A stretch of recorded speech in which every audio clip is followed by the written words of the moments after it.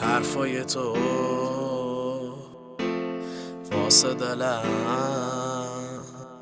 گرمای خوش داره که من از یاد تو با خاطرم پروانه شو تا بهت بگم. حالا تو هستی پیشم، نموندم اینجا تنها، نمیخونم واسه از درد و غم ها، به جاش میگم واسه یه تو دیگه از عشقم ارباب، واسه تو هستم مثل سرباز،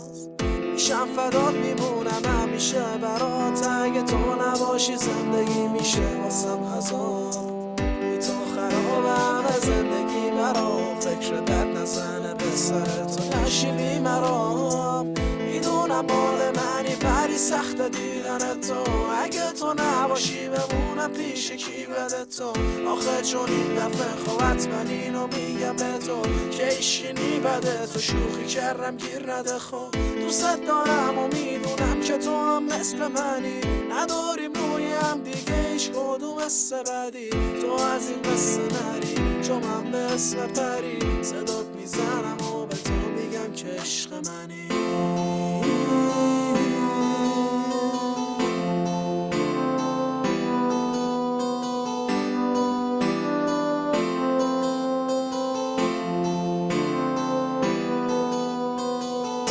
مثل دوتا عاشق میکنیم زندگی با هم، ما پشت سر میذاریم سختی ها رو خیلی راحت، بگو اگه نباشی میمیرم بدون تو،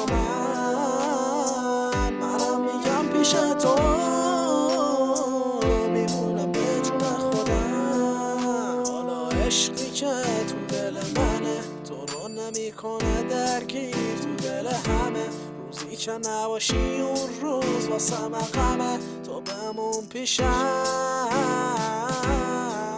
تو رو میگیرم تو آغوش، چون عشق منی تو، وقتی از سر کار برمیگردم چشم دری تو میفهمم که به بودنم تشنه لبی تو، واسه یه تو دیوونه میشه، حرفای تو با خواهش من افسانه شد با کاهش غم، رفتار تو میسازه به من، تو پس پایه شد با ساز دلم.